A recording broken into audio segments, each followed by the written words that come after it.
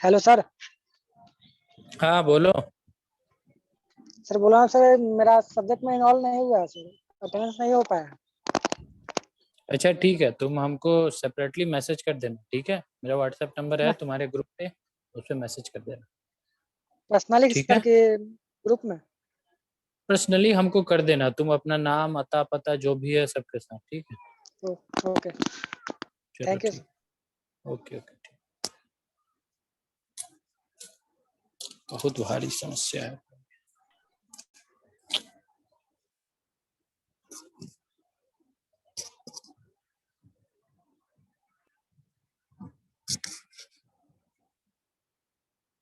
कहाँ थे?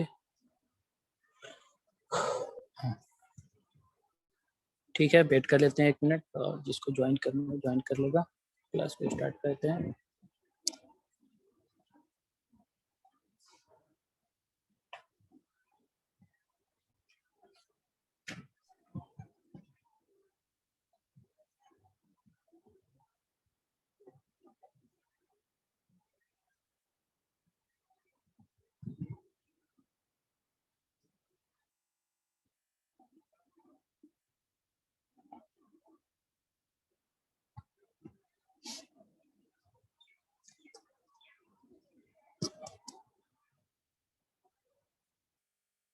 चलो स्टार्ट करें, आगे चले।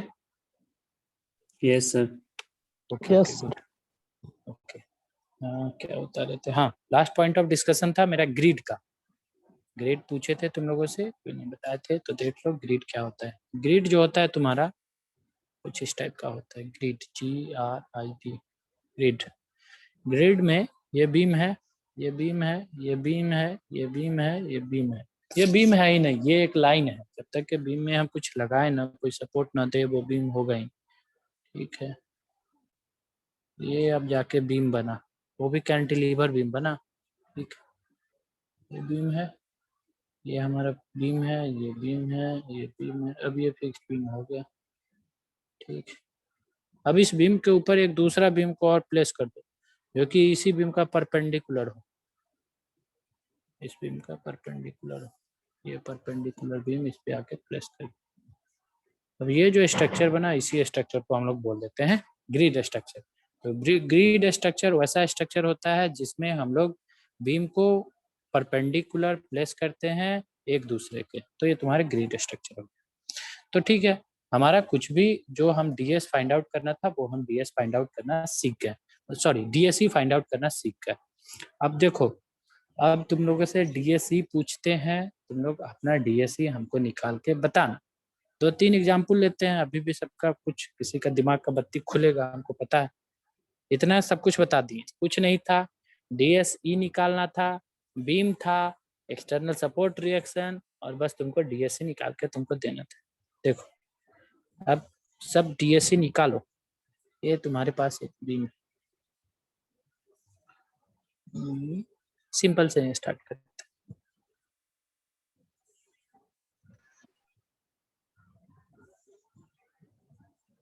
ठीक है, इसका हमको डीएसई निकाल के दे दो। जिसका हो जाएगा वो बता देना। 1 सर। ओके, 1 आ गया सबका। Yes sir. ओके, कैसे निकाले? सर फिक्स के पास 3 सपोर्ट है सर, और एक रोलर का सपोर्ट, टोटल 4 सपोर्ट हो जाएगा एक्सटर्नल। ओके, और 4 में इक्विलिब्रियम इक्वेशन माइनस कर दिया 3 sir. Equilibrium equation 3 sir.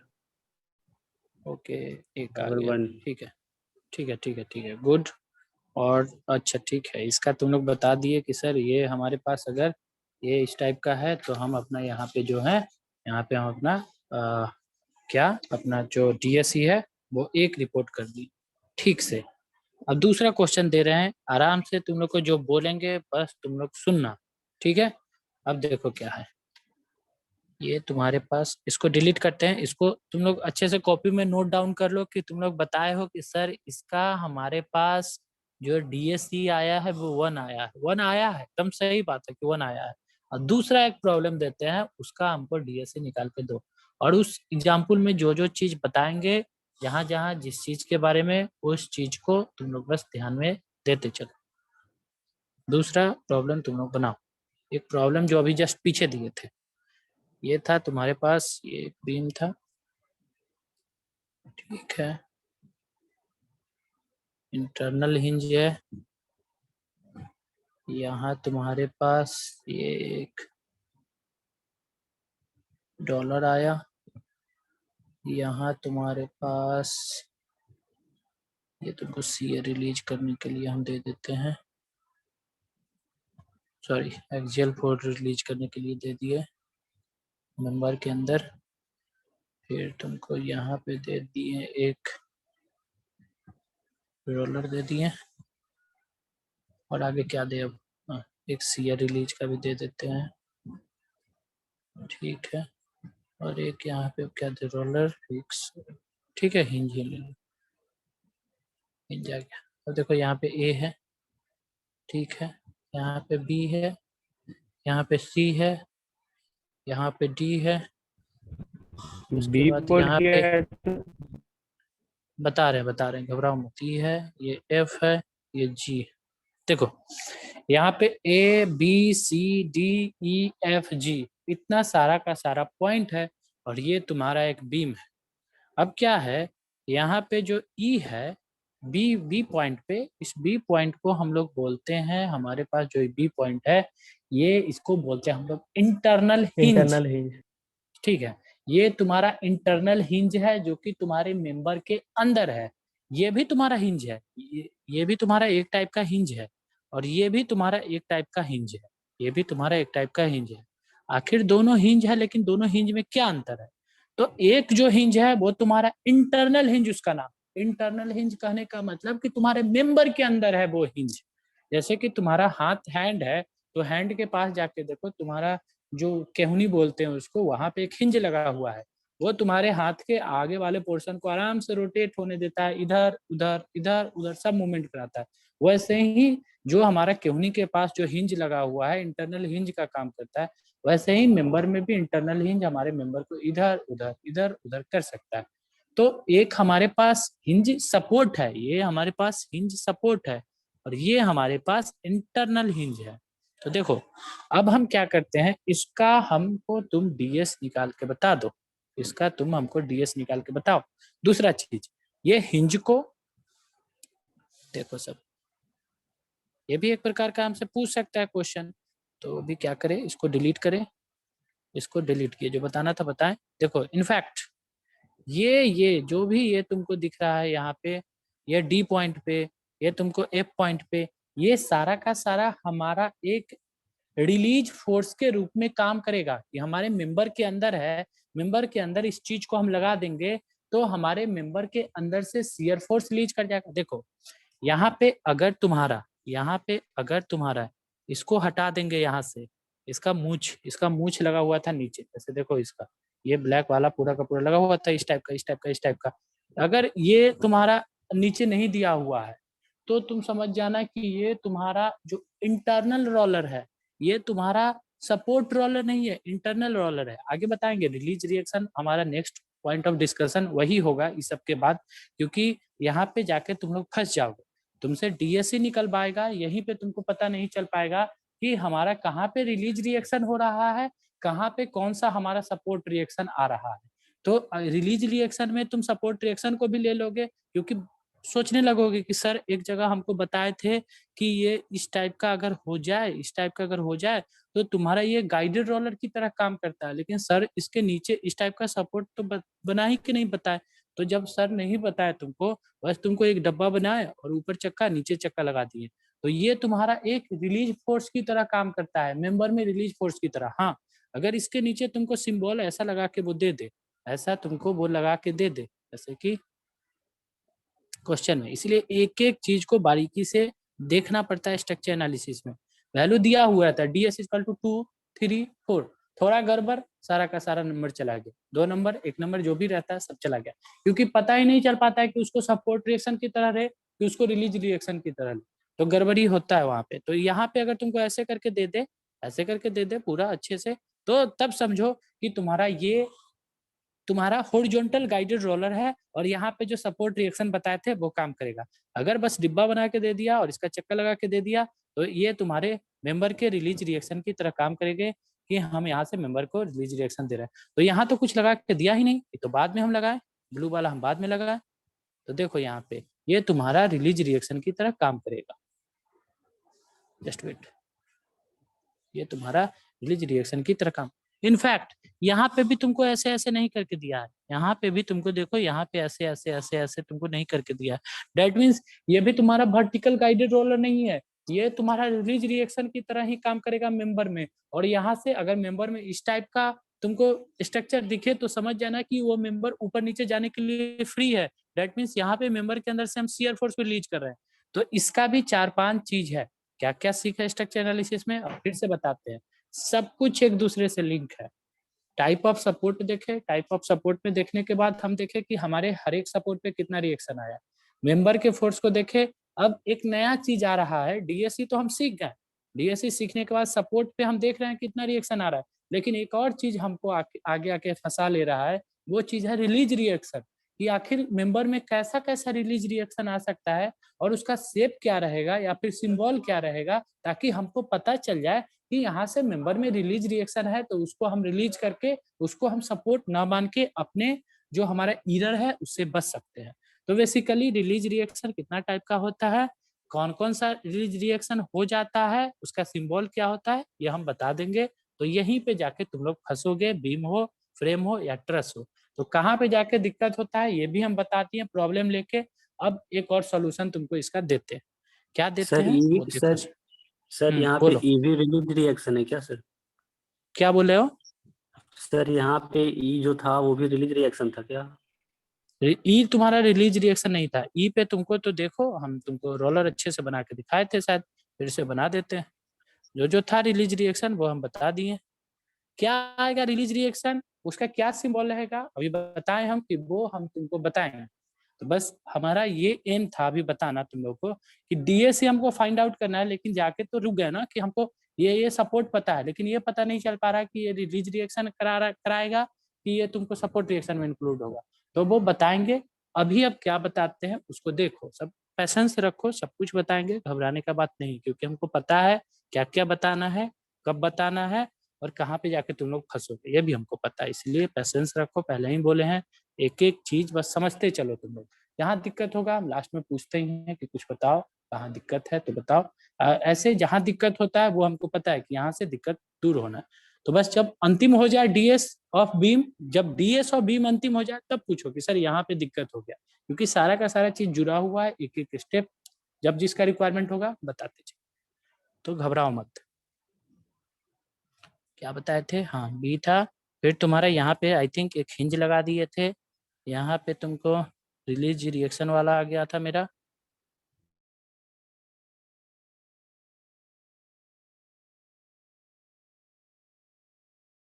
Roller तुमको यहाँ पे हम अच्छे से बना के दिखाए थे। अब हम बताना क्या चाह रहे हैं वो यहाँ पे सब देखना, ठीक है। यहाँ पे हमारा शियर फोर्स रिलीज हो रहा था, ठीक है। और यहाँ पे हमारा एक और हिंज ही लगा दिए थे शायद, A B C D E F और जी, ठीक है। अब यहाँ पे हमको इस बीम का हमको तुम लोग डीएस निकाल के दे दो, डीएस निकाल के दे दो। अब जब डीएस निकालना, डीएसई सॉरी डीएसई सिखाया तो बस डीएसई पे ही फोकस करो। जब डीएसई निकालना तो एक बात का ध्यान रखना कि हमको बस सपोर्ट रिएक्शन को ही कंसीडर करना है। तो जब सपोर्ट रिएक्शन को ही कंसीडर करना है तो एक चीज ध्यान देना कि हम बस इस सपोर्ट को लेंगे, हम इस सपोर्ट को लेंगे, हम इस सपोर्ट को लेंगे, हम इस सपोर्ट को लेंगे। ये इसको फिर से बता दे रहे हैं, इसको मत लेना, ये इंटरनल हिंज है, ये भी तुम्हारा इंटरनल मेंबर में आएगा जो हम एक्सियल को फोर्स को रिलीज करेंगे। ये भी तुम्हारे मेंबर के अंदर का पार्ट है जिसमें हम शियर फोर्स को रिलीज करेंगे। तो ये सारा का सारा जब हम डीएसआई निकालेंगे तब जाके हम सोचेंगे, यही हमारा internal force, internal member force में काम आ जाएगा निकालने के लिए। तो इसको कंसीडर मत करना, क्रॉस कर दिए, इसको कंसीडर मत करना। बस यही सारा का सारा चीज जो है, इसी से तुम अपने डीएससी को फाइंड आउट करके हमको बताओ। हो जाएगा? बताओ। सर 5 5 होगा। आया। 5 होगा सर। 5 सर। ओके ओके 5 आया सबको। सर डीएससी, एक मिनट वेट करो सर, ये क्या हो गया? कैसे निकाले सब? सर सर पॉइंट X ए के में पास सर support 6 reaction। पॉइंट था तो वहाँ 3 रिएक्शन आएगा सर।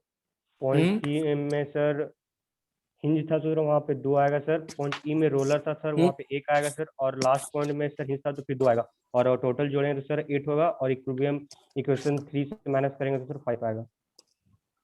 गुड गुड, बहुत सही। ये क्या हो जा रहा है बार बार?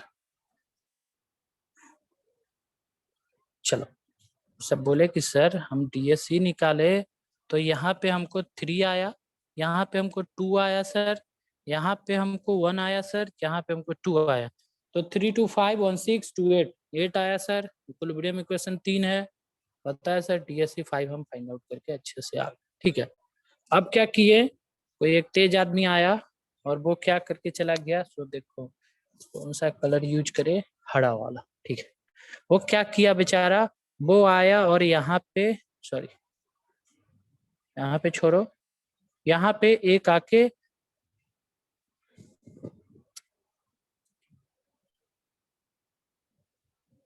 यहाँ पे वो आया और वो बोला कि ठीक है, अच्छी बात है, सब कुछ तुम निकाल रहे हो। यहाँ पे एक लोड लगा दिया, पी लोड। ठीक है, यहाँ पे वो पी लोड लगा के चला गया। अब हमको ये बताओ कि अब इसका डीएससी क्या होगा। कुछ नहीं, हमको बस पता है सेम ही कि रहेगा। सेम ही हमको होगा। पता है, ओके ओके, हमको पता है कि हमारा जो भी एक्सटर्नल सपोर्ट रिएक्शन है उसी से हमको डीएससी को निकालना है। अब क्या किया कि कोई आके हमारा वर्टिकल लोडिंग लगा के चला गया, तो वर्टिकल लोडिंग लगा के चला गया तो यहाँ पे हमारा डीएससी क्या होगा बताओ। सर सेम ही रहेगा ना, सेम ओके ही ओके होगा सर। ठीक है, ठीक है। कोई क्योंकि बता वो रहे हो सर सपोर्ट 8? नहीं सर, वो एक्सटर्नल फोर्स है। हाँ एक्सटर्नल फोर्स है, ठीक है ठीक है। देखो अब यहीं पे होता है गलती, इसीलिए हम लगाए पीलोड और तुम लोग बता भी दिए वही चीज जो हम एक्सपेक्ट कर रहे थे कि सब बताएगा कि सर सेम ही होगा। ध्यान रखना, एक नोट पॉइंट बता रहे हैं, फिर से सुनो क्या बता रहे हैं। वर्टिकल लोडिंग जब भी बीम में हो, जब भी तुम्हारा वर्टिकल लोडिंग बीम में हो, तो हम क्या कर रहे हैं यहाँ पे, हम क्या कर रहे थे, 2 टाइप का लोडिंग होता है। एक हुआ, अब जब बीम को इस केस में, अभी पहले वाले केस में बनवाए तुमसे तो 5 बताए, उससे पहले वाले में बताए तो 5 बताए। तो यहाँ पे हमको एक चीज समझ में आया कि गलती कहाँ किया। एक हमारे पास जनरलाइज्ड लोडिंग था, मतलब हमको ये पता नहीं था कि हमारा लोडिंग वर्टिकल आ रहा है कि हमारा लोडिंग हॉरिजॉन्टल आ रहा है, क्या आ रहा है हमको पता नहीं था। तो एक हमारे पास जनरल लोडिंग का कंडीशन था। दूसरा क्या कर दिए कि हम तुम्हारे पास एक वर्टिकल लोडिंग लगा के दे दिए और उस केस में तुमसे पूछ दिए कि हमको डीएससी फाइंड आउट करके बताओ। तो ध्यान रखना, जब जनरलाइज लोडिंग हो तो जनरल लोडिंग के केस में कोई दिक्कत नहीं है, तुम डीएससी जैसे मन करे फाइंड आउट करो। लेकिन जैसे ही तुम्हारे पास वर्टिकल लोडिंग का केस आए तो अब से याद रखना कि कोई भी एग्जाम्पल में अगर तुमसे वर्टिकल लोडिंग का केस पूछ ले तो वर्टिकल लोडिंग के केस में जो तुम्हारा हॉरिजॉन्टल रिएक्शन होता है, अब वर्टिकल लोडिंग है, मान के चलो हमको ये पता हो गया कि हमारे बीम में बस वर्टिकल लोड लग रहा है, तो वर्टिकल लोड लगता है, जो भी हमारा सपोर्ट रिएक्शन आएगा वो उसको रिस्टेंड करने के लिए यहाँ पे रिएक्शन है, यहाँ पे रिएक्शन है, हमारा यहाँ पे रिएक्शन है, यहाँ पे रिएक्शन है, ये सारा का सारा submission of force sheet Y, यही तो हम निकाल रहे हैं। और इसी से तो हम अपना, यहाँ पे देखो एक रिएक्शन ऐसे आएगा, यहाँ पे एक रिएक्शन, 3 रिएक्शन, यहाँ पे भी हमारा 2 रिएक्शन, यहाँ पे 1 रिएक्शन, यहाँ पे 2 रिएक्शन, ऐसे करके टोटल हमारा रिएक्शन आया था 8 जो तुम लोग बताए थे। लेकिन यहाँ पे क्या हुआ कि जब हमारा वर्टिकल लोडिंग आ गया तो हमको पता चल गया कि हमारे बीम में जनरलाइज लोडिंग नहीं है, जनरल लोडिंग कंडीशन नहीं है, ये हमारा एक स्पेशल केस बन गया वर्टिकल लोडिंग कंडीशन का। तो जैसे ही तुम्हारा वर्टिकल लोडिंग का केस बने, तुम्हारा जो भी हॉरिजॉन्टल रिएक्शन आता है और हॉरिजॉन्टल इक्विलिब्रियम इक्वेशन आता है, उसका हम लोग हेल्प लेना छोड़ देते हैं। तो नोट पॉइंट एक याद रखना हम लोग, या फिर तुम लोग हमेशा, कि जो भी वर्टिकल लोडिंग का केस आता है उस वर्टिकल लोडिंग के केस में जो तुम्हारा बीम के केस में बता रहे, फ्रेम के केस में ऐसा नहीं होगा, ट्रस के केस में ऐसा नहीं होगा, only for beam, for vertical loading of beam, beam के वर्टिकल लोडिंग के केस में horizontal reaction and horizontal equilibrium equation need not to be used. हम लोग उसको यूज नहीं करते, ना हॉरिजॉन्टल रिएक्शन को यूज करेंगे, ना हम लोग हॉरिजॉन्टल इक्विलिब्रियम इक्वेशन को यूज करेंगे। तो इससे जस्ट पहले वाला एक तुमको एग्जांपल बताएं, उस एग्जांपल में तुम लोग हमको बताए कि सर एक हमारा प्रॉप कैंटिलीवर, इसको देखो, इसको हम स्क्रीनशॉट ले लिए, ठीक है, आगे देखते हैं। जस्ट इसके पीछे वाला हम तुमको एक एग्जांपल दिए थे कि देखो ऐसे हमारे पास एक है और एक रोलर है यहाँ पे, तो तुम लोग इसमें बच के निकल गए। बच के कैसे निकल गए? यहाँ पे एक लोड हम लगा दिए थे, ऐसा ही पूछे थे। सब बताया कि सर यहाँ पे 3 है, यहाँ पे 1 है, 4 - 3 कर दिए तो हमारा यहाँ पे आ गया 1। ठीक है, हम बोले अच्छा बात है, यहाँ से तो बच के निकल गए। फिर यहाँ पे अभी जो रूल बताएं उससे अगर फाइंड आउट करोगे तो देखो कैसे फाइंड आउट करेंगे हम। वहां पे अभी जो रूल बताएं जो सही है, क्योंकि यहाँ पे हमको दिख रहा है कि हमारा वर्टिकल लोडिंग कंडीशन है, हमारे इस बीम पे एक वर्टिकल लोड लग रहा है, ना इंक्लाइंड ना हॉरिजॉन्टल, ओनली वर्टिकल। तो वर्टिकल लोडिंग के केस में हमको पता है कि हॉरिजॉन्टल रिएक्शन और हॉरिजॉन्टल इक्विलिब्रियम इक्वेशन को हम लोग यूज नहीं करेंगे। तो कोई बोलेगा कि सर हमारा यहाँ पे एक रिएक्शन आया, एक 2 रिएक्शन आया, एक 3 रिएक्शन आया, यहाँ पे भी एक रिएक्शन आया, तो सर आप जो बोल रहे हैं कि हमको जो हॉरिजॉन्टल रिएक्शन आएगा उसको हमको कंसीडर नहीं करना है। हाँ, हमको हॉरिजॉन्टल रिएक्शन को कंसीडर नहीं करना है, ना ही हमको जो हमारा हॉरिजॉन्टल इक्विलिब्रियम इक्वेशन आएगा उसको कंसीडर करना है। तो सर इसका मतलब ये हुआ कि हमारा जो भी हॉरिजॉन्टल रिएक्शन होगा उसको भी हम इंक्लूड नहीं करेंगे, हॉरिजॉन्टल इक्विलिब्रियम इक्वेशन को भी इंक्लूड नहीं करेंगे, तो हमारे पास तो बस 2 इक्वेशन बचेगा। हाँ, 2 इक्वेशन ही हमको बचेगा। हाँ, अगर हम उसको भी इंक्लूड कर लेते, 3 को भी इंक्लूड करते, तो देखो हम क्या कर रहे थे कि हम यहाँ पे अपना 3 को इक्विलिब्रियम, वहां 3 को इंक्लूड करके भी बच जा रहे थे।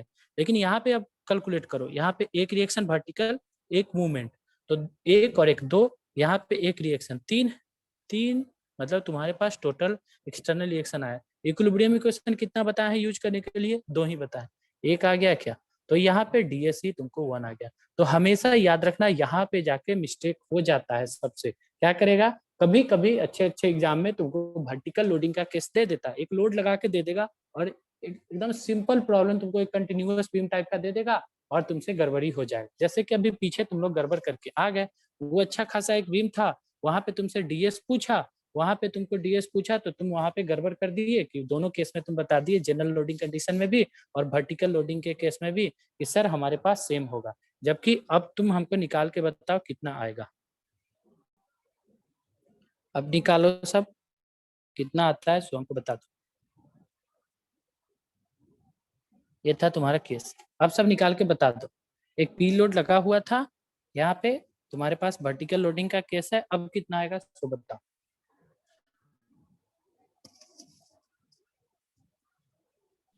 सर यहाँ पे इक्विवेलेंट कंडीशन 2 लेना पड़ेगा ना सर? यस यस, एक चीज बता दिए उसको हर एक चीज फिट कर दो, हर एक जगह उसको फिट करो। सर 3 आएगा। हाँ, ठीक है। 3 सर। को भी 3 कैलकुलेट करके देखने दो, जो बताया है उसके अनुसार। देखो यहाँ पे हमारा 2 ही जाएगा, हॉरिजॉन्टल वाला को हटा देना है, 2 यहाँ पे भी हॉरिजॉन्टल वाला उड़ जाएगा। हॉरिजॉन्टल से हमको कोई मतलब ही नहीं है, जब वर्टिकल लोडिंग एक बार क्लियर कर दिया हमारे बीम में वर्टिकल लोडिंग है तो हॉरिजॉन्टल कुछ आएगा नहीं, ओनली वर्टिकल लोडिंग का सारा केस आएगा। तो यहाँ पे 2 और 1 3 आ गया, यहाँ पे वर्टिकल है तो निकल गया बेचारा, ये बच के। यहाँ पे भी हॉरिजॉन्टल कुछ आएगा नहीं, तो 1 1 2 1 3 और 2 5 5 माइनस यहाँ पे इक्विलिब्रियम इक्वेशन आ जाएगा 2, क्योंकि हॉरिजॉन्टल इक्विलिब्रियम इक्वेशन को कंसीडर नहीं करना। तो यहाँ पे हमारा आ गया 3, तो डीएसई हमारा 5 की जगह 3 आ गया। तो एक चीज ध्यान रखना, कभी भी तुमको जनरलाइज लोडिंग की जगह वर्टिकल लोडिंग तुमको दे दे तो वहां पे तुम्हारा जो डीएसई आता है वो तुम्हारा चेंज हो जाता है। जैसे कि अभी पीछे तो बच के निकल गए, 4 - 3 कर दिए या फिर 3 - 2 किए तो 1 1 आ गया, लेकिन यहाँ पे जाके मिस्टेक हो गया और उस मिस्टेक को कैसे दूर करना है उसके लिए तुमको टेक्निक बता दिए। तो आई थिंक डीएसई पूरा का पूरा क्लियर हो गया होगा कि हम अपने बीम का कैसे निकालते हैं। कुछ नहीं, जो भी तुम्हारे पास अननोन रिएक्शन है या फिर जो भी तुम्हारे पास नंबर ऑफ सपोर्ट रिएक्शन है उससे तुम इक्विलिब्रियम इक्वेशन को घटाओ। ये हमारे पास जनरल केस है, जनरलाइज लोडिंग के केस के लिए। वहीं पे अगर हमारे पास वर्टिकल लोडिंग का केस आ गया तो वर्टिकल लोडिंग के केस में हमारा इक्विलिब्रियम इक्वेशन घट जाता है, बस 2 इक्विलिब्रियम इक्वेशन हम लोग कंसीडर करते हैं, तो डेट मीन्स वहां पे हमारा नंबर ऑफ सपोर्ट रिएक्शन -2 चला जाएगा। तो इसके बेसिस पे कहाँ गड़बड़ होता है या फिर क्या सही है वो हम तुम लोग को बता दिए। तो इस चीज को मिस मत करना, कभी कभी प्रॉब्लम तुमको 1-2 दिखा देंगे, वहां पे तुमको दिख जाएगा कि कहाँ पे कैसे कैसे प्रॉब्लम होता है। तो चलो ठीक है, नेक्स्ट है सर, तुम्हारा। हाँ बोलो। यहाँ सर पे एक क्वेश्चन यहाँ पे सर वर्टिकल फोर्स नॉट देके अगर इंक्लाइंड फोर्स डालेंगे तो क्या होगा? ये सर सेम क्वेश्चन मेरा भी। इंक्लाइंड, हाँ इंक्लाइंड फोर्स डाल देगा, डेट मीन उस फोर्स को हम हॉरिजॉन्टल और वर्टिकल में रिजॉल्व करके ही हम उसको सॉल्व करेंगे। इंक्लाइंड केस आ गया तो इंक्लाइंड किसी न किसी एक एंगल पे ही होगा, तुमको उस एंगल का वैल्यू तुमको दे देगा कि ये एंगल तुम्हारा 60 डिग्री है या फिर 40 डिग्री है, ये एंगल तुमको दे देगा कि ये 40 डिग्री है या फिर 60 डिग्री है।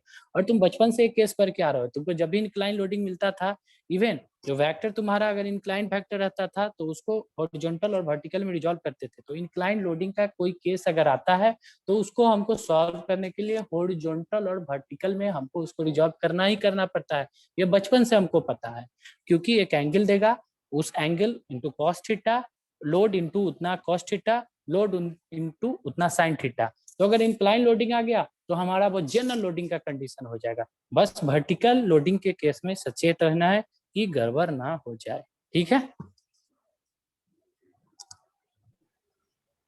समझ में आ गया सबको? चलो ठीक है, तो अभी तक हमारा, हाँ ठीक है, तो अभी तक हमारा यही एजम्पशन है। बहुत सारा क्वेश्चन देखे ईएस का, गेट का और तुम्हारा डिफरेंट डिफरेंट एग्जाम का, यहीं पे जाके दिक्कत होता था।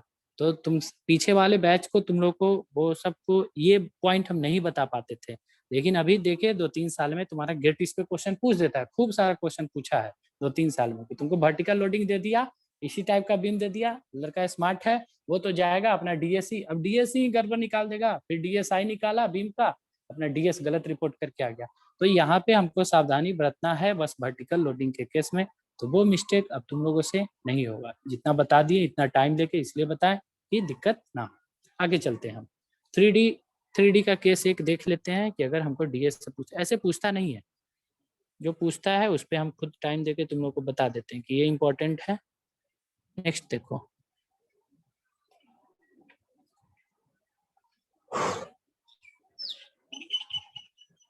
नेक्स्ट क्या है तुम्हारा, चलो अगर हमसे डीएससी पूछता है किसका 3D के केस में, तो उसमें हम लोग R-6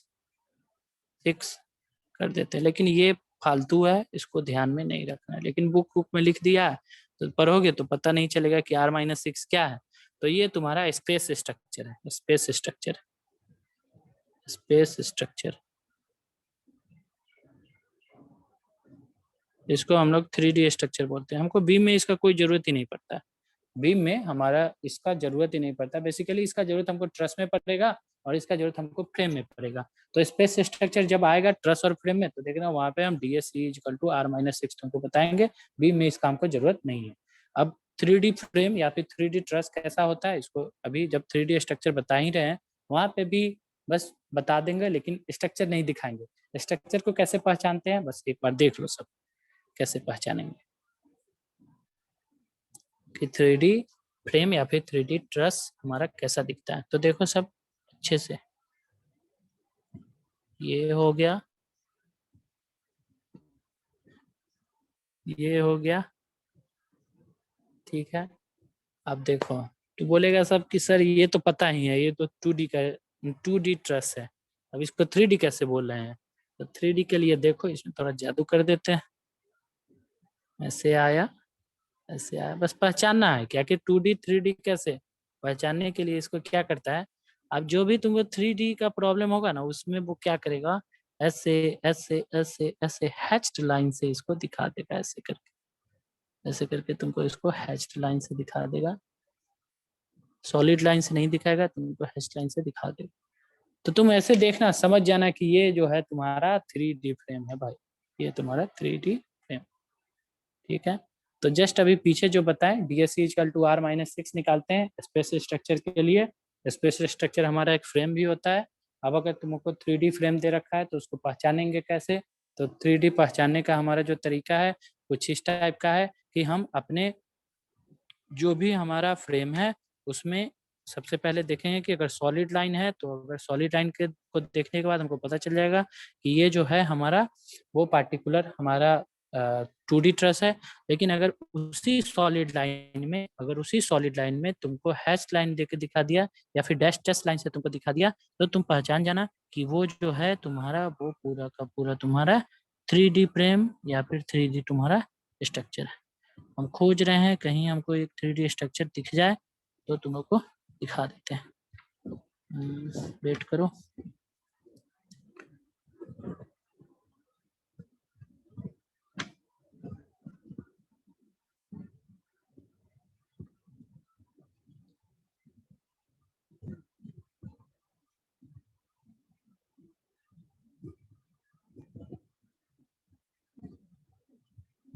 चलो मिल नहीं रहा है अभी, मिलेगा तो नेक्स्ट क्लास में तुम लोग को दिखा देंगे। ओके ठीक है, तो पता चल गया सबको कि हम लोग डीएससी कैसे निकालते हैं। अब चलते हैं डीएसआई।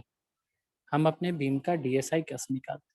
तो कुछ नहीं है, डीएसआई बीम का कुछ होता ही नहीं। देखो सब, जो भी तुम्हारा डीएसआई है, लास्ट पॉइंट ऑफ डिस्कशन बोले थे कि डीएस खत्म करेंगे, बीम का खत्म हो रहा है। डीएसआई जो होता है हमारे बीम का, इसको हम लोग बोलते हैं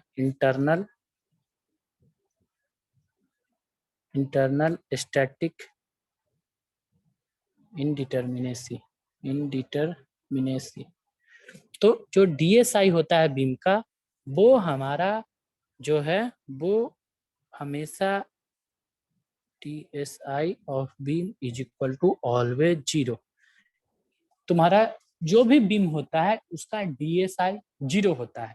लेकिन यहाँ पे भी एक कैच आ जाता है कि जब हमारा उस पार्टिकुलर बीम के अंदर अगर इंटरनल हिंज आ जाए, एक्सियल फोर्स को रिलीज करने के लिए आ जाए, शियर फोर्स को रिलीज करने के लिए आ जाए, तब वहां पे मेरा डीएसआई एग्जिस्ट करता है। क्या बोले? तुम्हारा जो भी बीम रहता है उस बीम का डीएसआई हमेशा 0 रहता है। दूसरा चीज उसमें एक और पॉइंट है कि तुम्हारे किसी भी बीम का डीएसआई जो होता है वो तब एग्जिस्ट करने लगता है जब उस बीम के अंदर उस या फिर मेंबर के अंदर जब तुम्हारा रिलीज रिएक्शन का कोई ना कोई सिंबल आ जाए। वो रिलीज रिएक्शन के लिए इंटरनल हिंज आ जाए, एक्सियल के लिए आ जाए या फिर तुमको शियर के लिए आ जाए। जब वो आता है तब तुम्हारा डीएसआई 0 होता है। क्योंकि मान के चलो ये हमारा एक ऐसे बीम है, तो इसको हम बीम बोल ही नहीं सकते हैं जब तक कि इसमें कोई सपोर्ट ना हो। अब जैसे ही इसमें एक सपोर्ट आ गया, यहाँ पे एक सपोर्ट आ गया, यहाँ पे एक सपोर्ट आ गया, तब जाके इसको हम बीम बोल सकते हैं। इवन इसको भी हम बीम नहीं बोल सकते हैं जब तक कि हम इसके एक किनारे पे इस टाइप का हम एक सिंबल नहीं लगाते हैं। तो जनरली जो मेंबर फोर्स होते हैं उसको हम लोग सेपरेटली फाइंड आउट नहीं करते हैं, क्योंकि वो ऑटोमेटिकली फाइंड आउट हो जाते हैं। इसके कारण यहाँ पे जो हमारे सपोर्ट रिएक्शन है, इसके कारण हमारे member force automatically find out हो जाते हैं। हाँ, प्रॉब्लम तब आ जाता है जब उसी मेंबर के अंदर रिलीज रिएक्शन के लिए हमारे पास कोई ना कोई सिंबल आ जाए, या तो वो इंटरनल हिंज आ जाए, या फिर हमारे पास वो एक्सियल फोर्स के लिए आ जाए रिलीज के लिए, या फिर हमारे पास शियर फोर्स के शियर रिलीज के लिए यहाँ हमारे पास कोई स्ट्रक्चर आ जाए।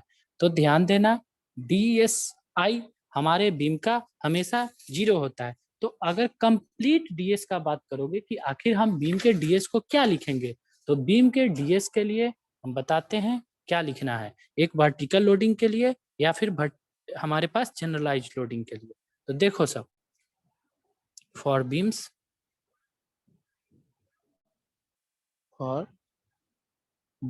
कितना इजी है बीम, कुछ है ही नहीं बीम में, ना ट्रस में, थोड़ा बहुत फ्रेम में है तो वो भी बता देंगे ऐसे कि तुम लोगों को कोई दिक्कत ही नहीं होगा। फॉर बीम्स क्या क्या सीख लिए, इसका जो डीएस आएगा, DS is equal to DSE plus DSI. तो जो हम डीएसई निकाले वो हमारे पास आया R-3। ठीक है, R-3 आया। डीएसआई के लिए बताएं कि हमारा जो DSI होता है वो आता है 0, 0 लगाएं यहाँ पे। लेकिन ये भी बता दिए दूसरा केस इसका कि जब तुम्हारे पास फोर्स रिलीज का केस आ जाए या फिर रिलीज फोर्स के लिए आ जाए, तब वहाँ पे हमारा DSI एग्जिस्ट करता है। तो जो भी एग्जिस्ट करेगा उसको हम लोग यहाँ से घटा देंगे, माइनस इसका सिंबल क्या दे दें, रिलीज फोर्स को FR लिख देते हैं। तो कंप्लीट जो तुम्हारा DS का इक्वेशन बना R-3 minus summation of force release. ये जैसे कि पीछे एक एग्जाम्पल लिए थे, 6, 7, 8 मेरा सपोर्ट मतलब 3, 4 सपोर्ट था, 3, 4 मेरे पास रिलीज फोर्सेस थे। तो हम उसमें क्या करेंगे, हम अपने DSE को निकाले, DSE निकालने के बाद जैसे 5 आया, 3 आया, हमारा रिलीज फोर्स भी तो था वहां पे, एक जगह इंटरनल हिंज था, एक जगह मेरा रोलर लगा हुआ था जो कि एक्सियल फोर्स को रिलीज करेगा, एक जगह मेरा वर्टिकल गाइडेड रोलर था जो कि शियर फोर्स को रिलीज करेगा। तो वहां पे हमारा आगे नेक्स्ट क्लास में अब वहीं पे जाके हम फंसते हैं। यहाँ फंसे क्या क्या, DSE निकाल लिए सारे के सारे का, DSI हमको पता है कि बीम का 0 होता है क्योंकि मेंबर का सेपरेटली नहीं निकाल पाते हैं हम लोग। मेंबर को निकालने के लिए जो भी हमारे पास सपोर्ट रिएक्शन होता है उसी से हम निकाल लेते हैं। दूसरा चीज, हम एक स्टेप और आगे बढ़े कि हमारे DSI में अगर अंदर आ जाए, मेंबर के अंदर रिलीज रिएक्शंस आ जाए अपने अपने सिंबल के साथ, तो क्या करेंगे, तब वहां पे हम अपने DSI को कैलकुलेट करते हैं बीम के अंदर। तो उसको भी हम यहाँ पे इनकैलकुलेट करके बता दिए कि कैसे कैसे हमको निकालना है। तो ये हम DS तुमको बता दिए पूरा का पूरा अपने DSC और DSI के हेल्प से। ये एक किसका हो जाएगा, ये हमारा हो जाएगा जनरल लोडिंग, एक बताया तुमको जनरल लोडिंग के केस में। अब एक वर्टिकल लोडिंग का भी केस बता दिए सबको। तो वर्टिकल लोडिंग के केस में DS इज इक्वल टू जो तुम्हारा सपोर्ट रिएक्शन होगा, कुछ भी होगा, एक सिर्फ तुमको हॉरिजॉन्टल को हटाना है, हॉरिजॉन्टल तुमको रिएक्शन को इक्विलिब्रियम इक्वेशन को हटाना, तो R-2 minus summation of released force, ये तुम्हारा वर्टिकल लोडिंग का केस हो गया। मतलब क्या हुआ कि हमको कोई भी बीम अगर दे दे तो इस फार्मूला से निकालेंगे क्या, अगर वर्टिकल लोडिंग का केस है तो R-2 minus summation of release forces, या फिर R-3 minus summation of release forces. अगर जनरल लोडिंग का केस है जब कोई लोडिंग ही नहीं दे रखा हो तो हाँ बिल्कुल ये दोनों का दोनों फार्मूला याद रखना। तो फार्मूला भी कैसे आया तुमको पता है कि कैसे कैसे हम निकाले हैं, इसको ध्यान में रखना। कोई भी बीम हो, वो तुम्हारे ESC का हो, तुम्हारे गेट का हो, SSC का हो, किसी भी का हो, तुम्हारा बीम का सारा प्रॉब्लम बनेगा। R-3 minus summation of release forces, R-2 minus summation of release forces. अब यहाँ पे जाके एक जगह फंस जाओगे, कहाँ पे फंसोगे, अब देखो कहाँ पे फंसोगे सब यहाँ पे जाके फंस जाओगे, रिलीज फोर्सेस, क्योंकि पता ही नहीं है कि रिलीज फोर्सेस का क्या क्या सिंबल होगा कि उसको पहचान जाएंगे, और जो जो रिलीज फोर्स होगा उसका कितना कितना वैल्यू होगा। जैसे कि ये हमारा एक रोलर आ जाएगा, ये कितना फोर्स को रिलीज कर देता है, ये हमारा शियर फोर्स को रिलीज करता है। आखिर शियर फोर्स को रिलीज करता है, क्या एक्सियल को भी रिलीज कर देगा, क्या क्या बेंडिंग मोमेंट को भी रिलीज कर देगा क्या। तो ये सारा का सारा चीज हम लोग नेक्स्ट क्लास में इसी को फाइंड आउट कर लेंगे, फिर बीम का 2-4 प्रॉब्लम बना के पूरा का पूरा बीम को कंप्लीट कर देंगे। Okay yes sir. चलो ठीक है, तो ठीक है, सबको समझ में आ गया कि क्या क्या क्या करना है। Yes sir. Yes sir. चलो ठीक है, तो नेक्स्ट क्लास में यहीं से हम स्टार्ट करेंगे रिलीज फोर्सेस या फिर रिलीज रिएक्शन, उसको फाइंड आउट करके DS पूरा का पूरा बीम का हमको आ जाएगा, 2-4 बीम का बना लेंगे। तो एक हमको आ जाएगा कि हम